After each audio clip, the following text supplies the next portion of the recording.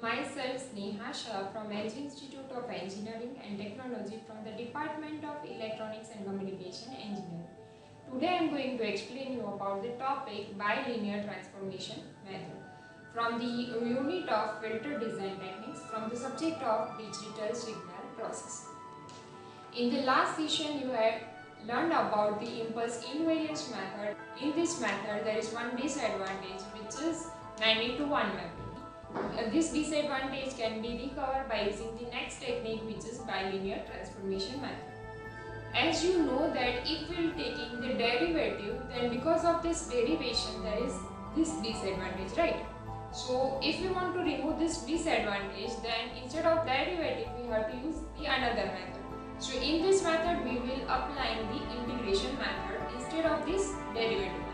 So suppose if I am taking one system, in this system if I am taking this system, it has the input as x of t.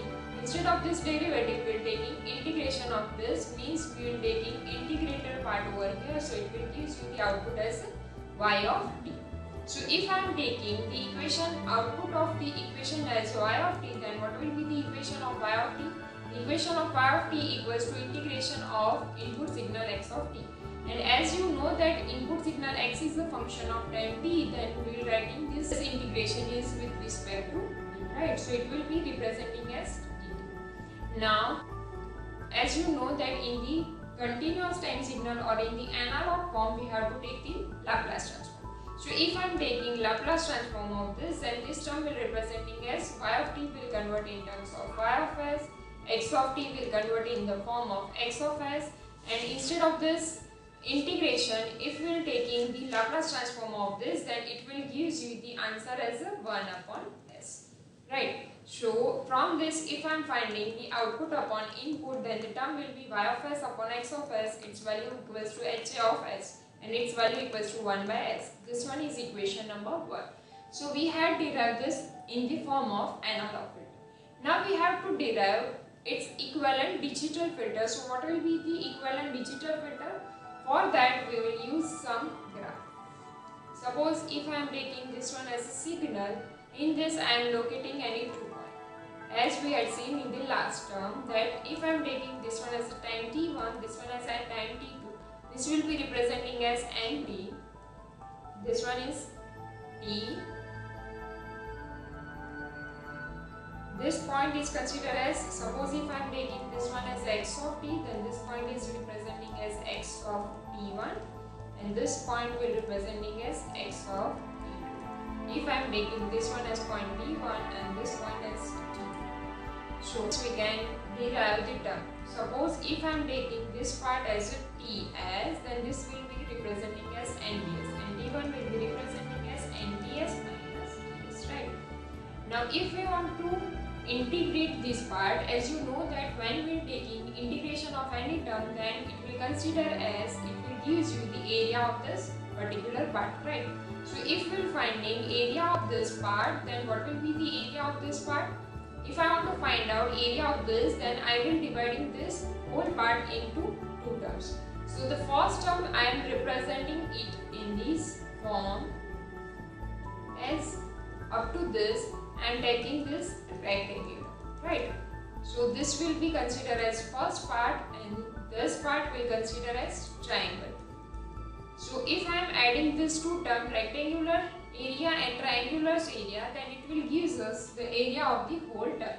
So when we are taking integration of this, then it will give you the area, and as if we want to find out area, so we will taking area of the rectangular and triangular. So it's a summation of all this term, it will give you the final integration of the input signal x of t, right? So this way we can derive the equation of output in the form of discrete time signal.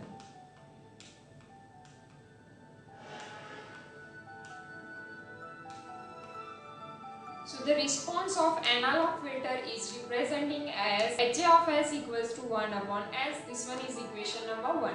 Y of t equals to integration of x of t dt, and integration will be from the ranges of t1 to t.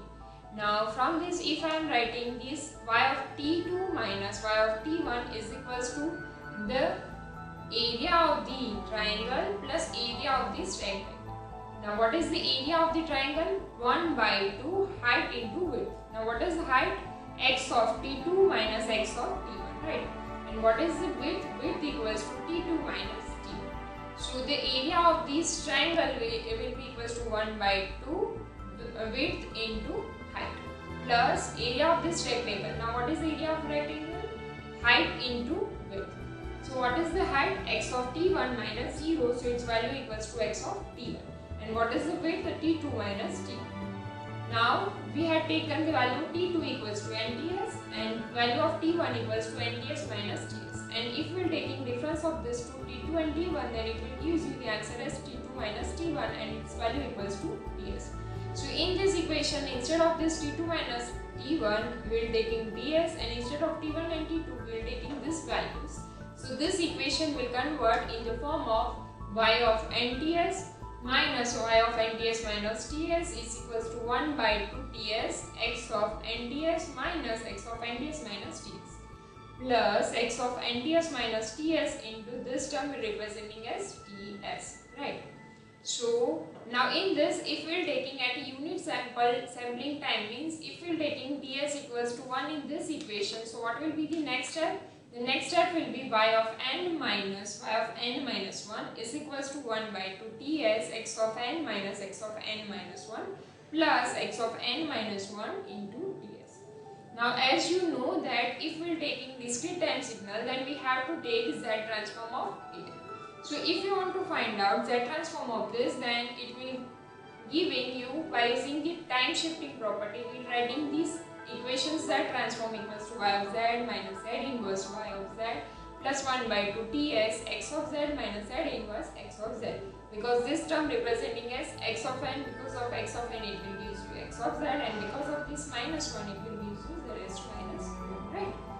So it will give you the final answer as y of z minus z inverse y of z is equals to 1 by 2 TS x of z minus z inverse x of z plus z inverse x of z into TS. Now from the left side we will taking y of z as a common part, and from the right side we will taking x of z as a common part. So y of z into 1 minus z inverse is equals to TS by 2 x of z taken as a common part. So this term will representing as 1 plus z inverse. Now we will finding output upon input means y of z upon x of z, its value equals to h of z. So it is equals to Ts by 2 1 plus z inverse upon 1 minus z inverse. So this one is equation number 2. Now equating equation number 1 with equation number 2. So what is equation number 1? 1 by s. So 1 by s is equals to Ts by 2 1 plus z inverse upon 1 minus z inverse. Now if we are simplifying this equation, then the value of s equals to 2 by Ts z minus 1 upon z plus 1. So this is the basic relationship between analog filter to its equivalent digital filter. Now we have to do the mapping between this S plane and Z plane. So for that we will applying S equals to sigma plus j omega.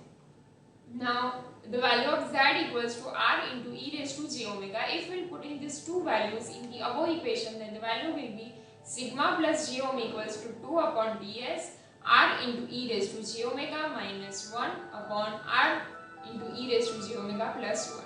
And as you know that we have to differentiate the real and imaginary parts, so we will multiplying and dividing it by complex conjugate term of this. So if we will finding the complex conjugate term of this, then the term will be r into e raised to minus j omega plus 1.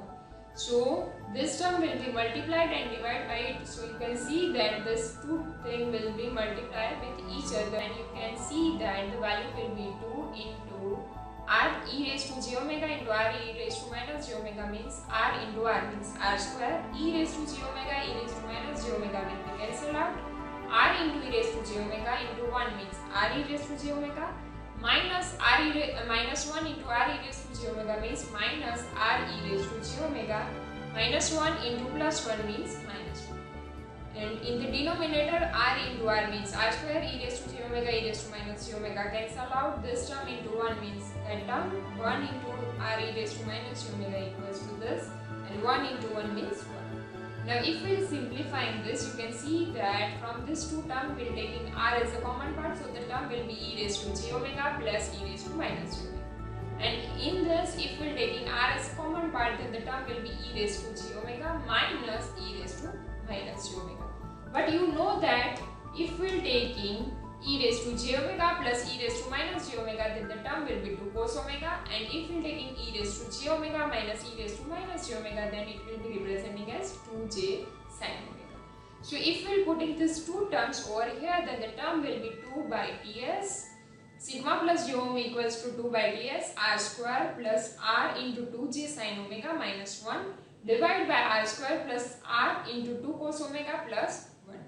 Now if we are representing this in the real and imaginary part, then the term will be sigma plus j omega equals to 2 by ts, in bracket the term will be real part plus imaginary part. So if we are representing it in the form of real and imaginary part, and after it if we are equating the real and imaginary parts, then the real part sigma equals to 2 by ts r square minus 1 divided by r square plus 2r cos omega plus 1. Same way, if we are representing the imaginary part, then the value will be omega equals to 2 by ts 2r sin omega upon r square plus 2r cos omega plus 1. Now from this we are taking three different cases. So if I am taking r less than 1, then this value will be, for less than 1 its value will be always negative, right? So the value of sigma will remain less than 0, means it's a negative value. If we are taking the next case as r equals to 1, then 1 minus 1 equals to 0, it means it will give you the value sigma equals to 0. Same way, if we are taking the third case as r greater than 1, then the term will be, this term will be always positive, so the difference will be positive. This one is always greater than 1, so the overall this value will be positive, so the value of sigma is greater than 0. So from this you can will give you stable input to corresponding stable output, right? But in this there is one concept which is frequency warping concept. Now what is frequency warping concept? If we using this mapping between these two terms, then it will consider as non-linear mapping. And because of this non-linear mapping, for the lower frequency it will be considered as the expanded form, and for the higher frequency it will be in the compressed form. So if I am drawing this mapping between this analog and digital filter, then it will be look like this. For the lower frequency it will be in the spreaded form, and for the higher frequency it will be in the compressed form. So this type of concept is considered as frequency warping concept, and this one is considered as one type of disadvantage. To compensate this effect, we have to use pre-warping or pre-scaling procedure for this. Now what is pre-scaling? Over here, as you know that this one is compression, so we have to remove it by expanding this term. So we are using the pre-scaling procedure to compensate the effect of frequency warping concept. Now the next point is advantages of bilinear transformation method. Now which are the advantages of bilinear transformation method? The first advantage is one-to-one transformation from S domain to Z domain. And the second advantage is one-to-one mapping. So there is no disadvantage of many-to-one mapping. Point is no aliasing effect. Next advantage is stable analog filter can be transformed into the stable digital filter. Now which are the disadvantages of bilinear transformation method? As I have told you that frequency warping concept is one kind of disadvantage, so it will be occur in this method, right? So this is the disadvantage of it. So the first disadvantage is this non-linear mapping, and because of this the frequency warping effect takes place. But this disadvantage can be removed by using pre-warping or pre-scaling. So we can design the perfect digital filter designing from the analog filters. Thank you so much.